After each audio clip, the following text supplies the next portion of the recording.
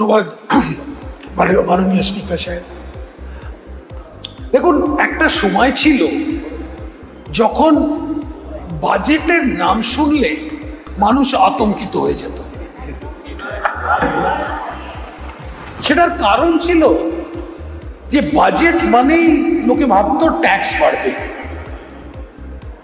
আর সে সব জিনিসেই ট্যাক্স বাড়বে। যে একটা প্রেডিক্টেবল রেজিম যেটাকে বলে, সেইটা ছিল না।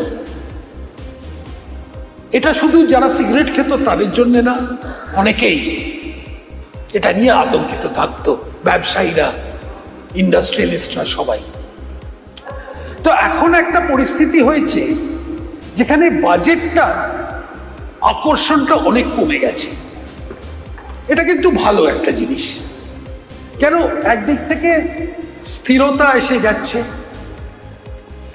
রাজনীতির মধ্যে, অর্থনীতির মধ্যে। আর স্টেট বাজেট নিলে সমস্যাটা আরো কমে যাচ্ছে। প্রথম কথা, যখন রেভিনিউ নিয়ে আমরা কথা বলি, আয় নিয়ে কথা বলি, তখন একটা জিনিস দেখতে হবে যে আমাদের ট্যাক্স নেট যেটাকে বলে খুবই সীমিত। আমরা খুব কম জিনিসে ট্যাক্স করতে পারি। অনেকে বলে পশ্চিমবঙ্গ সরকার মদের ওপর চলে। কেন? একটা ভীষণ বড় সংখ্যা, প্রায় 20% বেশি এই এক্সাইজের ওপর চলে। তাই আজকে একদিক থেকে আমি খুব খুশি যে আজকের যে চর্চাটা হলো বেশিটাই প্রফেশনাল ট্যাক্সের উপরে, যেটা খুবই সীমিত একটা ব্যাপার।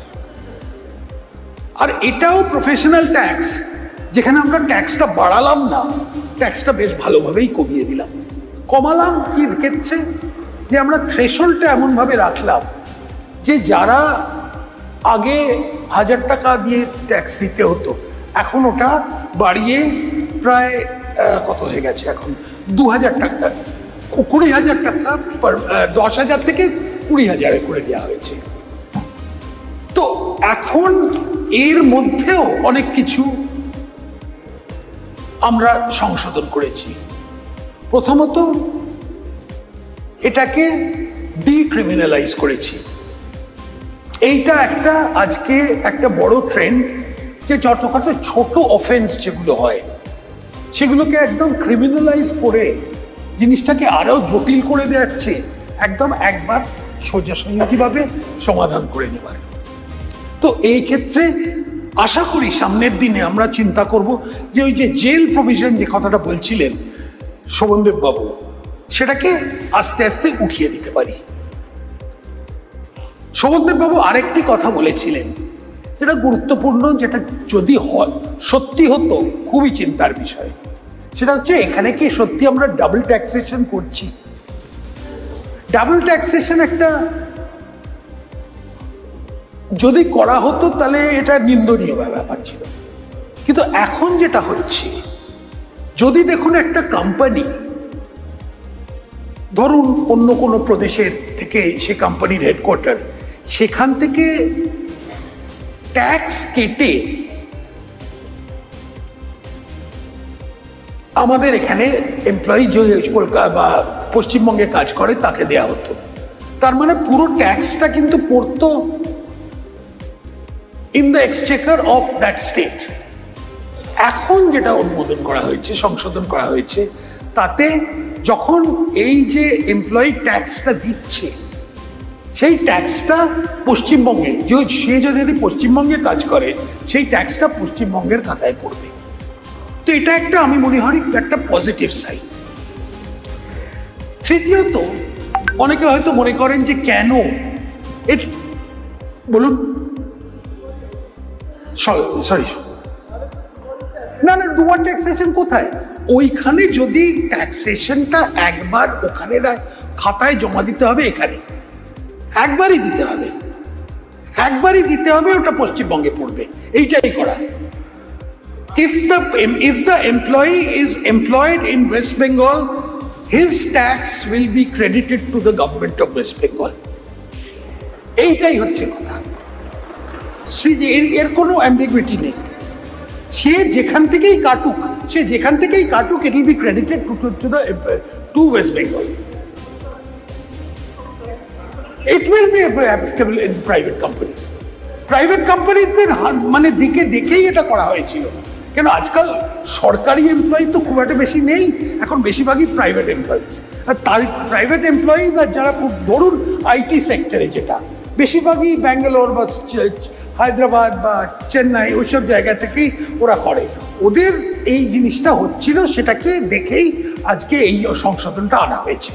এই কারণেই thank you for asking for the clarification.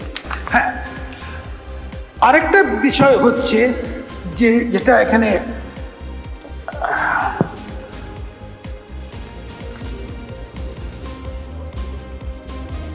আরেকটা কথা অনেকে বলেছেন যে কেন সবাইকার তালিকা চাইছেন।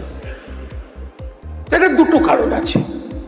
আমরা তালিকা চাইছি যারা অনলি অফ দোজ পিপল যারা এলিজিবল, যারা থ্রেশহোল্ডটা ক্রস করেছে।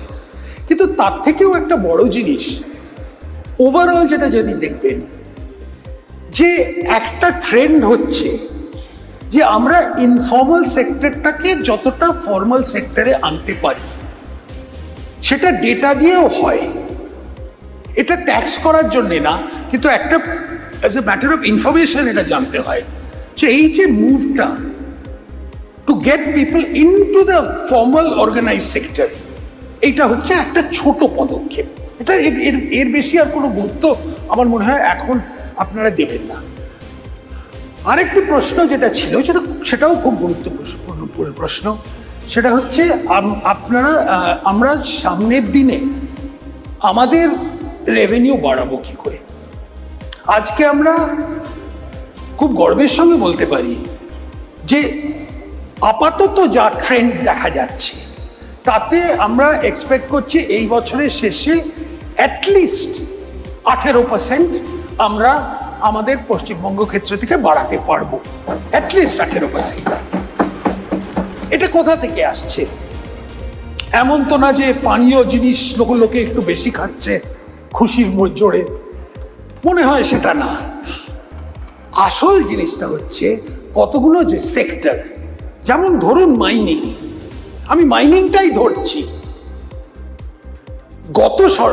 বিগত সরকার এইটার অনেকটা একটা ট্যাক্স ফ্রি রেজিম করে রেখেছিল।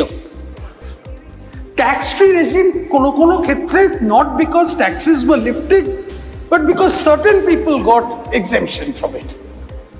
আমরা এখন সেটা দেখছি আরো বেশি রিজিড ফর্ম অফ কমপ্লায়েন্স করছি। এখনো পুরোটা হয়নি, এটা চলছে, এটা অনগোয়িং প্রজেক্ট। এটার মধ্যে অনেক টেকনোলজির দরকার, এটার মধ্যে অনেক এআই এর সাহায্য নিতে হবে, কিন্তু এবং কিছু ক্ষেত্রে পুলিশিংও কিছু করতে হবে। এইটা হচ্ছে কমপ্লায়েন্স, হচ্ছে একদম রিজিড ফর্ম অফ কমপ্লায়েন্স হচ্ছে one method of doing it. আর দ্বিতীয়ত, যত এখানে ব্যবসা বাড়বে, যত সংস্থা বাড়বে, যত রকম ইকোনমিক অ্যাক্টিভিটি যত বাড়বে, ততই আমাদের কাছে এটা লাভ। আর তৃতীয়ত, আমরা এর আগে জিএসটির ওনারশিপ আমরা নিতাম না। এটা এই কারণটা আমি এখনো কোনো বুঝতে পারি না। কেন জিএসটি যদি বাড়ে, জিএসটি কালেকশন যদি এখানে বাড়ে, তার লাভ তো আমরাই পাবো। আমাদের কর্তব্য হচ্ছে সরকারের যে জিএসটিটা বাড়ানো, আর টু এনশিওর যে জিএসটি রিফান্ডটা আমরা ঠিক সময় পাই। সেটা কিছুটা ইকোনমিক্স, কিছুটা রাজনীতি। প্রসূনবাবু আমাকে খুব নিডলেসলি একটু ফ্ল্যাটার করলেন, বললেন যে ইকোনমিস্ট। একটা কথা আছে, economics is too serious a business to be left to economists. তো আমি কোনোদিন ইকোনমিক্স পড়িনি, আমি আগেই বলে দিচ্ছি। আমি ইতিহাসের ছাত্র, চিরকাল ইতিহাসেরই ছাত্র ছিলাম।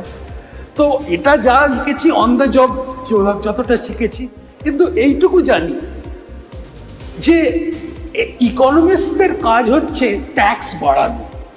আর আমার কমন সেন্স বলে যে যত ট্যাক্স কমাবে, আর যদি আরো বেশি করে লোককে মানে ট্যাক্স নেটটা যদি ওয়াইডেন করতে পারেন তাতেই এতে হয়। তো আমরা এই ফিলসফিটা আমরা কেন্দ্রীয় সরকারেও করছি, এই ফিলসফিটা আমরা রাজ্য সরকারেও করছি। এইটাই সামনের দিনে থাকবে। অনেক অনেক ধন্যবাদ আপনাদের সমর্থনের জন্যে। আশা করি এই সমর্থনটা থাকবে আর আপনারা পুরোপুরি কোঅপারেট করবেন, পার্টিকুলারলি যখন ওই মাইনিংয়ের ক্ষেত্রে আমরা আরও বেশি কমপ্লায়েন্স করতে চাইব। অনেক ধন্যবাদ। আমাদের ভিডিও ভালো লাগলে লাইক এবং শেয়ার করুন। কমেন্ট সেকশনে গিয়ে জানান আপনাদের মতামত। আরও ভিডিও পেতে আমাদের চ্যানেল সাবস্ক্রাইব করুন এবং প্রতি মুহূর্তে খবরের আপডেট পেতে প্রেস করুন বেল আইকন।